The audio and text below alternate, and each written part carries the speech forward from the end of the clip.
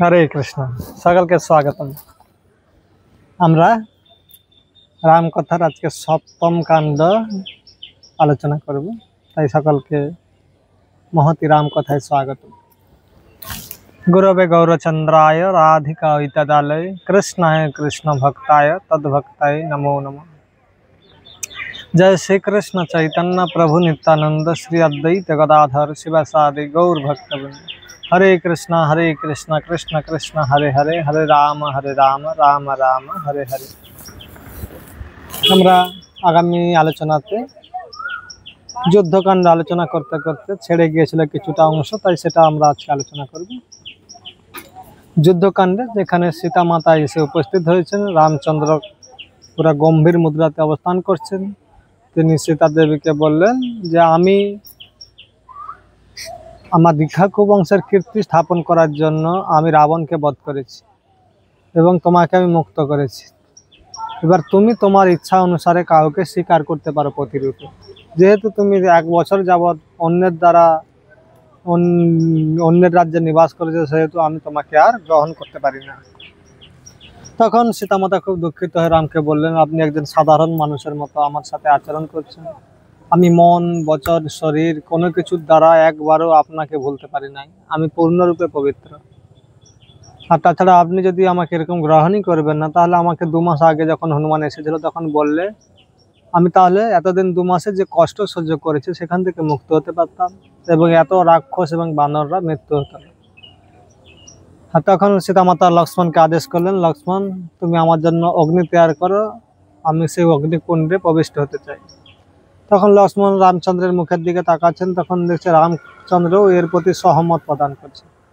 আর তখন লক্ষ্মণ কি করলেন, অগ্নিকুণ্ড নির্মাণ করলেন এবং সীতামাতা অগ্নিকুণ্ডকে পরিক্রমা করে বললেন, হে অগ্নিদেব, আমি যদি সত্যিকারের মন বচন এবং শরীর থেকে পবিত্র হই, আমি যদি এক মুহূর্তের জন্য রামচন্দ্র থেকে বিস্মিত না হই, আমি যদি এক মুহূর্তও যেন অন্য পরপুরুষের চিন্তা না করি, যদি আমি সত্যিকারের পবিত্র হই, তাহলে আপনি কৃপাপূর্বক আমার সাক্ষী প্রদান করুন। এই বলে তিনি অগ্নিদেবকে পরিক্রমা করে তাতে প্রবিষ্ট হলেন। তখন সমস্ত বানর এবং রাক্ষসরা চিৎকার করতে শুরু করেছে, হাহাকার করছে, কারণ তারা এই সীতামাতাকে উদ্ধারের জন্য এত সংগ্রাম করেছে। আজকে রামচন্দ্র সেই সীতামাতাকে এইভাবে পরিত্যাগ করেছে। তো যাই হোক, তখন সীতামাতাতে প্রবিষ্ট হয়েছে। আর তখন সমস্ত দেবতারা এসে উপস্থিত হয়েছেন। সমস্ত দেবতারা এসে যে যার নিজ নিজ বাহনের উপরে, আকাশের উপরে, যেহেতু দেবতারা মাটি স্পর্শ করে না, সেতে আকাশ থেকে ভগবানকে বলছে, হে প্রভু, প্রথমে এসে ব্রহ্মাজি বলছেন, হে পূর্ণ পুরুষোত্তম ভগবান শ্রী রামচন্দ্র, আপনি সাক্ষাৎ ভগবান বিষ্ণু। আপনি এই জগতে মর্যাদা স্থাপন করার জন্য এবং রাবণকে বধ করার জন্য আবির্ভূত হয়েছিলেন। আপনার এইভাবে আচরণ করা ঠিক হয় না প্রভু, আপনি নিজের স্বরূপ চিন্তন করুন। তখন ব্রহ্মা বলছেন, আমি ওসব কিছু, ভগবান রাম বলছেন, আমি ওসব কিছু জানি না। আমি নিজেকে সাধারণ ক্ষত্রিয় এবং এই রাজা দশরথের পুত্র বলে মনে করি এবং সাধারণ মানুষ বলে মনে করি। তাছাড়া আমি এটা চাই না যাতে আমার অপযশ জগতে প্রচারিত হয় এবং মানুষ আমার পদাঙ্ক অনুসরণ করে চরিত্রহীনা স্ত্রীকে আবার গ্রহণ করে, তাতে সমাজে বিশৃঙ্খলা সৃষ্টি হোক। তখন এইভাবে যখন সমস্ত দেবতারা বললেন যে রাম সীতামাতা নিষ্কুলুষ, হ্যাঁ, আর তখন সমস্ত ব্রহ্মাদেরকে যখন বললেন তাতেও রাম সন্তুষ্ট হলেন না। আর তখন যখন ব্রহ্মাজি মৌন ধারণ করলেন, আর তখন অগ্নি থেকে সাক্ষাৎ অগ্নিদেব প্রকাশিত হয়েছেন সীতামাতাকে নিয়ে। আর সকলে দর্শন করছে সীতামাতার শরীরে এতটুকু অগ্নির কোনো স্পর্শ হয়নি। তখন অগ্নিদেব সীতামাতাকে সঙ্গে করে এনে বললেন, হে প্রভু রাম, সীতা সম্পূর্ণরূপে নিষ্কুল।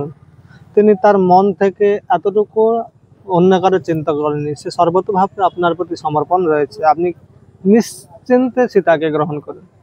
আর এই কথা শ্রবণ করে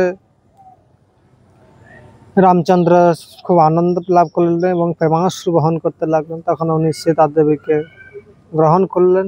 তারপরে তিনি বলছেন, হে অগ্নি, আমি এবং লক্ষ্মণ সম্পূর্ণরূপে জানি সীতা কখনো কুলুষিত হতে পারে না। তাছাড়া সে তার নিজের তপস্যার মাধ্যমে সে নিজেকে সর্বতোভাবে সুরক্ষিত।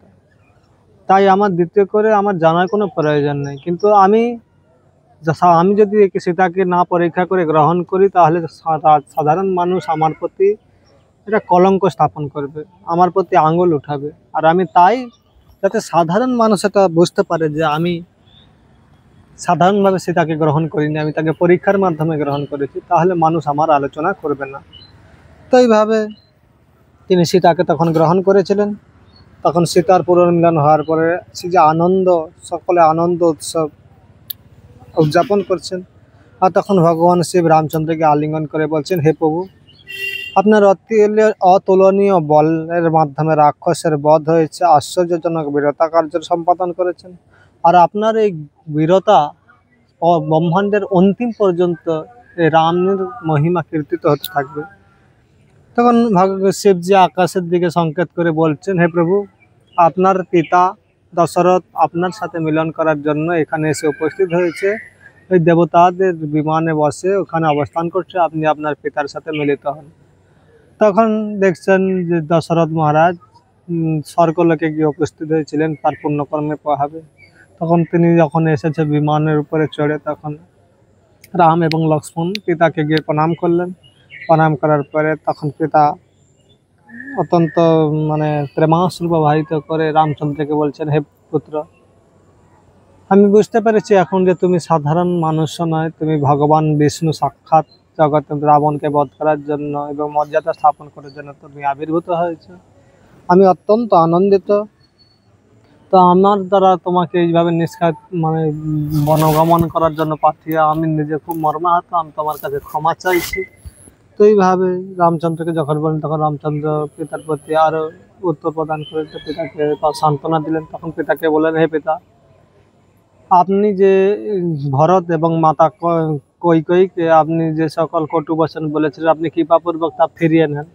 কারণ তারা তাদের প্রারব্ধ তাদের দৈবের দ্বারা প্রভাবিত হয়ে তারা এই সকল কর্ম করেছে, এর জন্য তাদের কোনো দোষ নেই, আপনি কৃপাপূর্বক তাদেরকে ক্ষমা করে দেন। তখন দশরথ বলছেন, হ্যাঁ, আমি তাই করছি।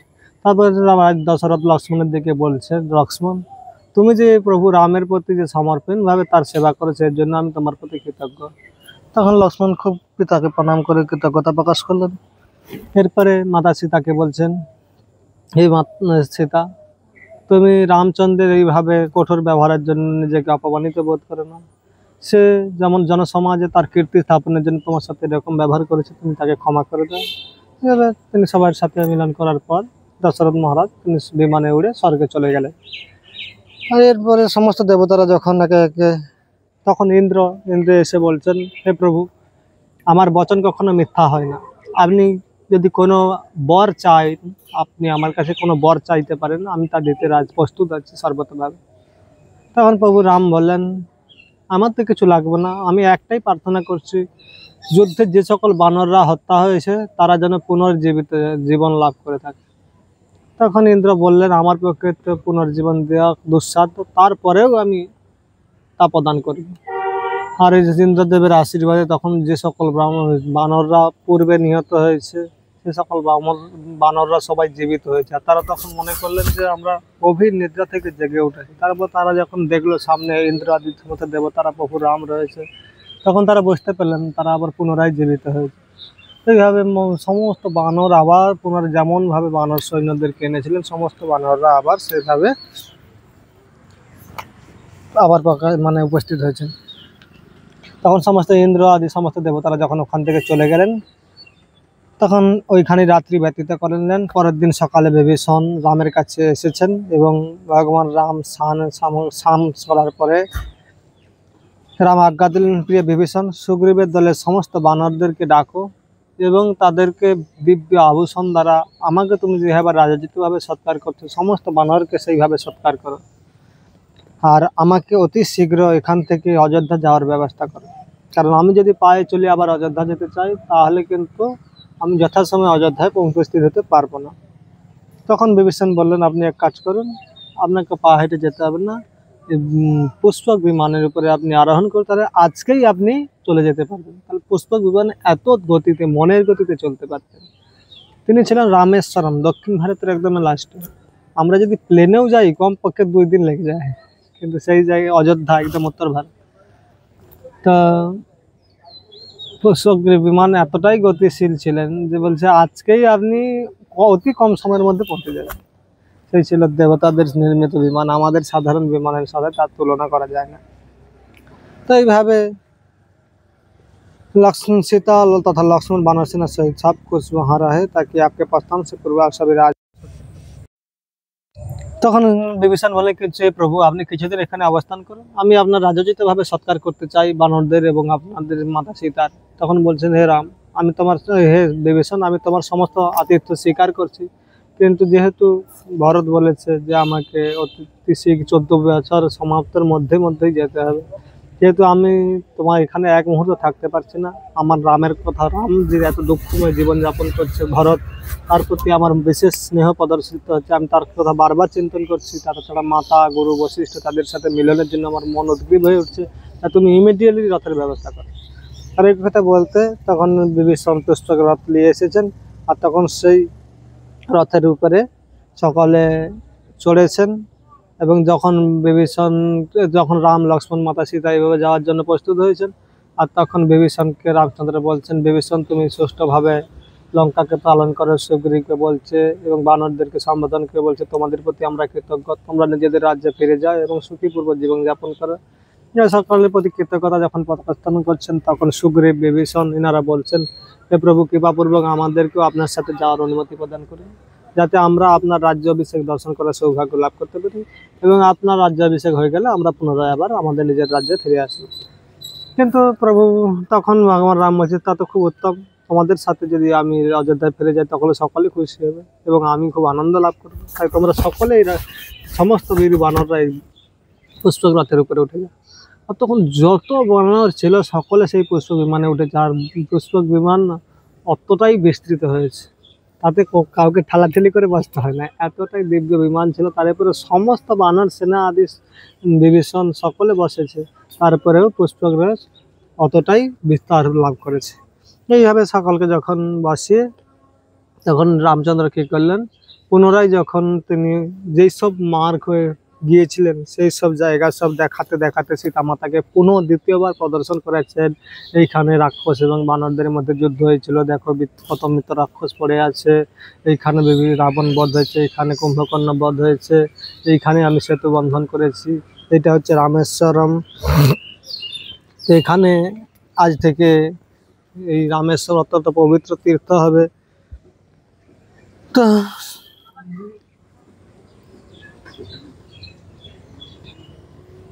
जिसमें जन्म जन्मांतर के पाप को धोने की क्षमता रहेगा। এই যে রামেশ্বর, এখানে জন্ম জন্মান্তরের পাপ ক্ষয় করার মতো শক্তি থাকবে।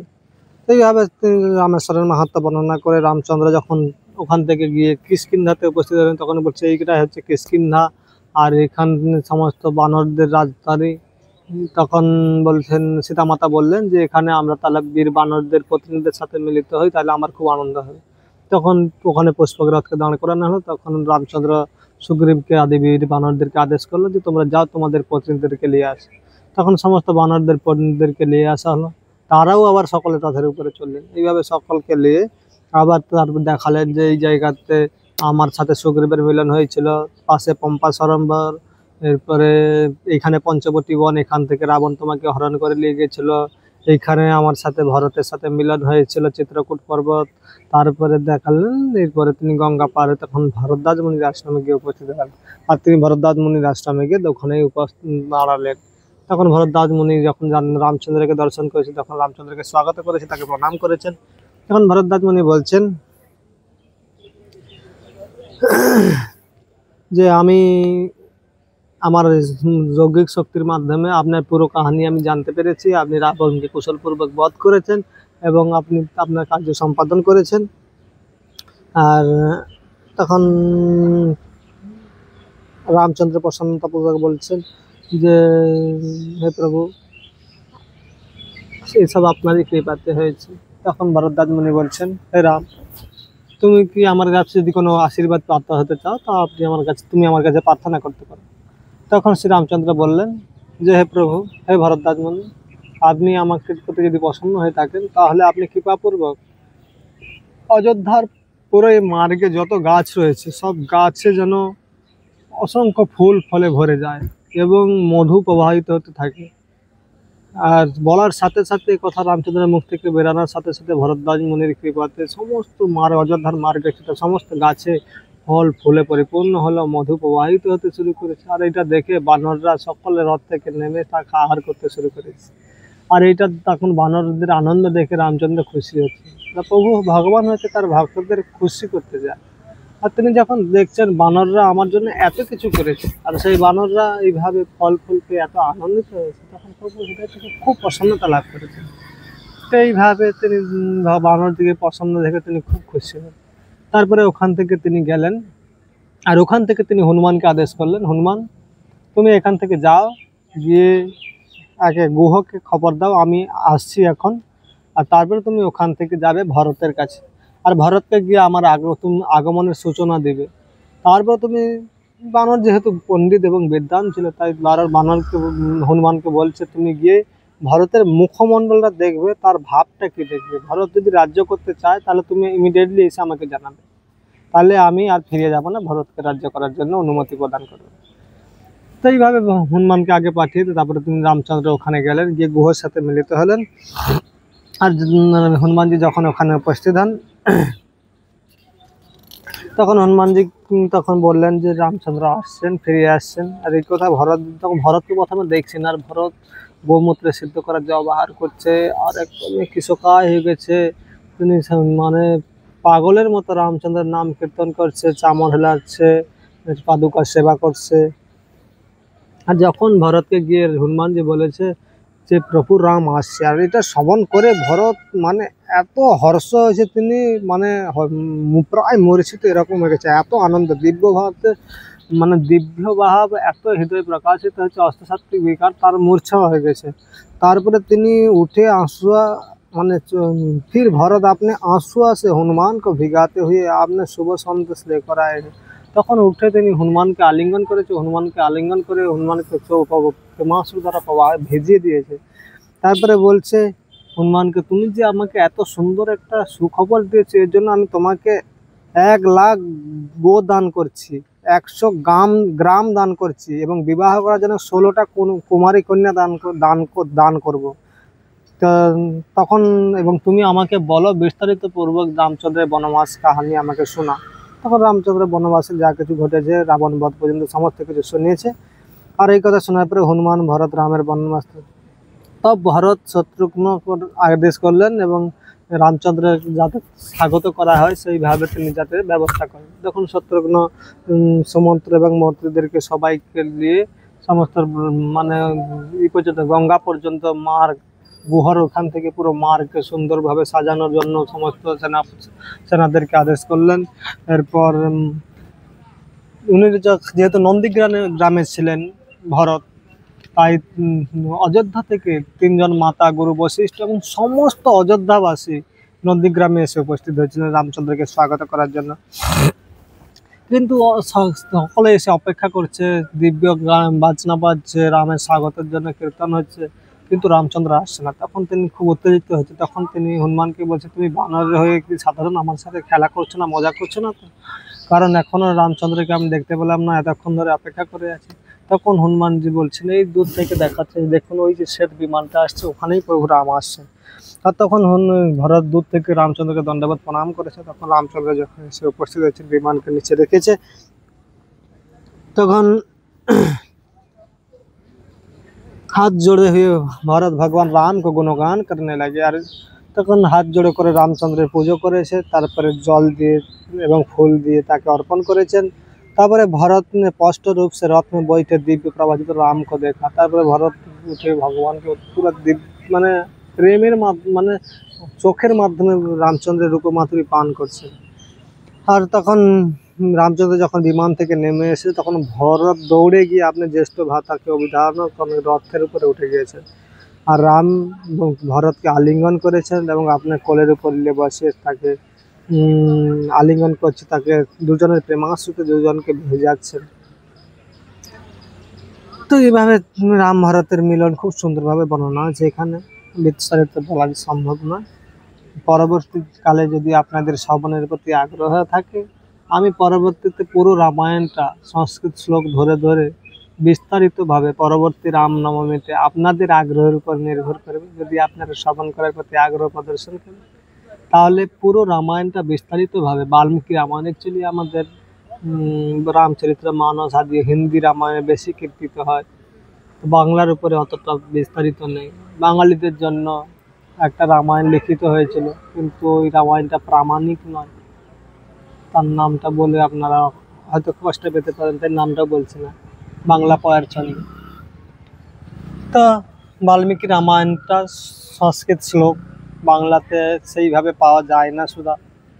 তাই আমার অভিলাষ ছিল বাল্মীকি রামায়ণটা পুরোপুরি বাংলাতে বলার জন্য, কিন্তু আমি প্রথম শুরু করেছি, আমার খুব ইচ্ছা, তাই জন্য আমি কোনোদিন এইরকম ইউটিউবে বলি না। একদিন প্রভু আদেশ করলেন, তাই আমি এটা বলছি আপনাদেরকে।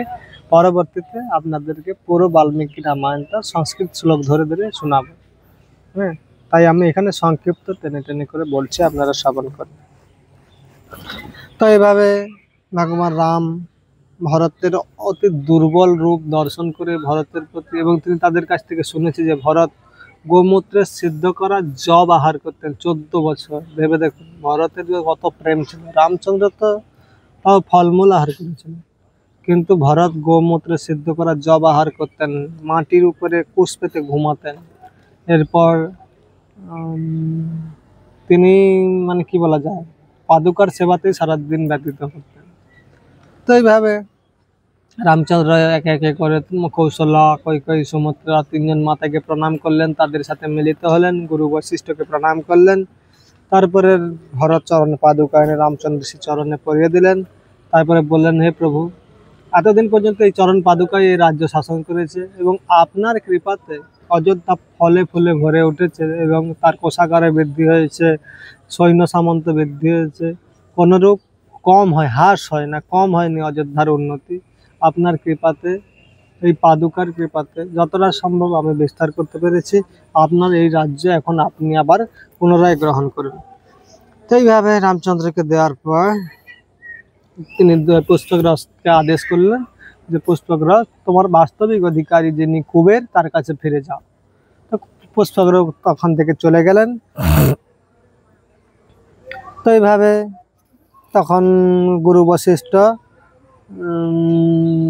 भरत आग्रह किया, भ्राताश्री कृपा करके आप लोग राज्याभिषेक के लिए अयोध्या चले और राजनीतिक सुख सुविधा के जीवन को स्वीकार करें। तक भरत रामचंद्र के अनुरोध करलें, हे ज्येष्ठ भाता, अपनी कृपापूर्वक अयोध्याते चलुन। ये सब कहानी हो नंदीग्राम। तखन तो जखन बला हलो भरत अनुरोध करलें जे आपनि अयोध्याते फिरे चलुन और अयोध्याते फिरे गिये अपनी राज्य सुख उपभोग करुन এবং আপনি রাজা রূপে আপনার রাজ্য অভিষেক করা হবে। তখন বশিষ্ঠ আজ্ঞাতে রামচন্দ্রের ওইখানে কেশ লোচন মুন্ডন করা হলো, তার জটা ভর্তি করেছিল, জটা মুন্ডন করা হলো, স্নানাদি করার পরে দিব্য আভূষণের দ্বারা সজ্জিত করা হলো। আর বানর এবং বানরের পত্নীদেরকেও সেইভাবে সাজানো হলো। তখন শত্রুঘ্নের আজ্ঞাতে সুমন্ত্র অত্যন্ত সুন্দর সুসজ্জিত রথ নিয়ে এলেন। সেই রথে বসে रामचंद्र एवं समस्त अयोध्यावासी आबार पुनराय अयोध्या থেকে उपस्थित हलें। तो जैसे राम अयोध्या बड़े पूरा विशाल समुदाय उनके पीछे पीछे चल पड़ा और मानव रूपे समस्त बानरा मानव रूपे प्रकटित है। तारा हाथीर ऊपर चढ़े रामचंद्र शोभा यात्रा सम्मिलित हয়েছেন। स्त्री बच्चा पुरुष बृद्ध सकले रामचंद्रेर प्रति दृष्टिपात करছেন। तारा सकल रामचंद्रेर साथे शोभा यात्रार मध्य अयोध्या থেকে उपस्थित হয়েছেন। और रामचंद्र ओखाने जाওয়ার পরে তার যে নিজের নিবাস মহল ছিল, রামের নিজের নিবাস স্থান, সেটাকে সুগ্রীবকে উপভোগ করার জন্য দিয়েছিলেন। কারণ সুগ্রীবের প্রতি এতটাই কৃতজ্ঞ ছিলেন যে তিনি তার নিজের রুম সুগ্রীবকে দিয়েছিলেন। তারপরে তখন ভরত বানর রাজের হাত ধরে তাকে সেখানে নিয়ে গেলেন এবং জাম্ববান, হনুমান, গবয়, ঋষভ 4 সাগরের জল নিয়ে এলেন এবং আরও 500 শক্তিশালী বানর তারা গিয়ে 500 পবিত্র নদীর জল নিয়ে এলেন বশিষ্ঠ মুনির নির্দেশ অনুসারে। তারপরে শ্রী রামচন্দ্রকে রাজ সিংহাসনে বসালো হলো। তার উপরে বশিষ্ঠ মুনি অযোধ্যার যে রাগ মুকুট, যেটা ইক্ষ্বাকু থেকে মনু মহারাজের পুত্র ইক্ষ্বাকু পরম্পরাক্রমে সেই মুকুট পরিধান করে এসেছে, আর সেই মুকুট রামচন্দ্রের মস্তকে স্থাপন করা হলো। তখন অন্যান্য সমস্ত মহান মহান ঋষি বামদেব, জাবালি, কশ্যপ, कात्यायन, सुयज्ञ गौतम तथा विजय जैसे ऋषि ने वशिष्ठ के सहायता की रामचंद्र राज्याभिषेके माने यज्ञ क्रिया आदि सम्पादन करार जन्य। तखन अनेक मंत्री मुख्य योद्धा वैश्य द्वारा स्नान कराया गया। तखन रामचंद्र के समस्त जलेर माध्यमे स्नान करानो हलो। तारपर जड़ी बूटी निक्षेप करा हलो। बहुमूल्य रत्न থেকে দিয়ে রামচন্দ্রের সিংহাসনের উপর বসে তাকে সাজানো হলো। তারপর রাজমুকুট পরানো হলো। এরপরে বায়ুদেব 100টা কমলের স্বর্ণ কমলের মালা ভগবানকে প্রদান করলেন। সেই মালা রামচন্দ্র সীতা মাতাকে প্রদান করলেন। সীতা মাতা আবার সেই মালা রামচন্দ্রের আজ্ঞা নিয়ে হনুমানজির প্রতি কৃতজ্ঞ অবস্থা হনুমানজিকে প্রসন্ন করার জন্য সেই মালা হনুমানজিকে প্রদান করলেন। আর তখন রামচন্দ্র 1 লাখ গাভী দান করলেন। 3,000 লাখ স্বর্ণ মুদ্রা সমস্ত ব্রাহ্মণদের উদ্দেশ্যে দান করেছিলেন। তখন রাম সুগ্রীবকে একটা দিব্য হার প্রদান করেছিলেন। এবারে সবাইকে যে যার যথাযথভাবে পুরস্কৃত করেছেন। তারপরে सभी मुख्य वानरों को बहुमूल्य वस्त्र এইভাবে निवेदन करार पर मेरे भाई अब चूंकि मेरा राज्याभिषेक हो चुका है तो मेरी इच्छा है कि तुम अपने उत्तराधिकारी रूप में नियुक्त करो। इस प्रकार से बार बार निवेदन करने पर भी लक्ष्मण कुछ न बोले क्योंकि उन्हें जो प्रस्ताव स्वीकार नहीं था। राम लक्ष्मण के मन के बात समझ के अंततः जो सम्मान उन्होंने भरत को दिया। তখন রামচন্দ্র যখন রাজ্যাভিষেক হলেন তখন তিনি ইচ্ছা করলেন লক্ষ্মণকে নিবেদন করলেন, হে লক্ষ্মণ আমার তো রাজ্যাভিষেক হয়ে গেছে, তাই উত্তরাধিকারী রূপে তোমাকে নিযুক্ত করা হয়। কিন্তু লক্ষ্মণ কোনো উত্তর দিলেন না, তিনি ওদের ইচ্ছা প্রকট করেননি। তখন সেই সম্মান ভরতকে প্রদান করা হয়েছিল এবং ভরত উত্তরাধিকারী রূপে নিযুক্ত হয়েছিলেন। তখন রাম আপনার রাজধানী অযোধ্যাপুরীতে 11 বছর যাবৎ রাজ্য শাসন করেছিলেন। 11,000 বছর রাজ্য করেছিলেন। তিনি 100 অশ্বমেধ যজ্ঞ করেছিলেন এবং ভগবান রাম রাজ্য বন নদী পর্বত টিলে ভূমি 7 দ্বীপ তথা 7 সাগরের সমস্ত পানির জীবন সম্বন্ধী আবশ্যকতা প্রচুর মাত্রাতে পূরণ করেছিলেন। এইভাবে শারীরিক মানসিক পীড়া ব্যাধি জরা বিদ্বেষ দুঃখ নিরাশা ভয় তথা কষ্ট का निरंतर अभाव था। সেখানে এই সকল কষ্ট দুঃখ কোনো কিছু ছিল না এবং আপনার কোনো মহিলাকে বৈধব্য জীবন যাপন করতে হতো না। বস্তুত সমস্ত প্রাণী স্বাভাবিক শত্রুতা পরিত্যাগ করে সকলের নিজেদের মধ্যে বন্ধুত্ব স্থাপন করে খুব সুখপূর্বক যেখানে নিবাস করেছিলেন। এইভাবে রামচন্দ্রের মহিমা কীর্তন করার পর এইখানেই লব এবং কুশ রামচন্দ্রের লীলা সমাপ্ত করে তার মাহাত্ম্য বর্ণনা করছেন। जो प्रतिदिन रामायण के इस अनूठी कथा का श्रवण करेगा वह सभी पापों से मुक्त हो जाएगा। जो अपनी उत्तेजनाओं को वश में करके विश्वास पूर्वक इस कथा को सुनेगा उसे पराक्रम लंबी आयु एवं विजय की प्राप्ति होगा। जे रामायण कथा प्रतिदिन श्रवण करबे ताहले तार समस्त पाप থেকে মুক্ত হয়ে যাবে। তারপরে যে বিশ্বাসপূর্বক এই কথা শুনবে তার পরাক্রম লম্বা আয়ু এবং বিজয় প্রাপ্ত হবে। রামায়ণের পাঠক যদি স্ত্রী হয় তাহলে তার পুত্র প্রাপ্তি হবে, আর যদি রাজা হয় তাহলে পৃথিবী पर विजय प्राप्त হবে, और यदि पर्यटक है तो वो लक्ष्य को प्राप्त करेंगे, और यदि वह पापी है तो पवित्र हो जाएगा। तो খুব সুন্দরভাবে এর মাহাত্ম্য বর্ণনা করেছে। তো এইখানেই যুদ্ধকাণ্ড সমাপ্ত হয়েছে। এরপরে উত্তরকাণ্ড আমরা বর্ণনা করব। উত্তরকাণ্ডে যেরকম আমাদের শ্রীমদ্ ভাগবতের 12টা স্কন্ধ রয়েছে,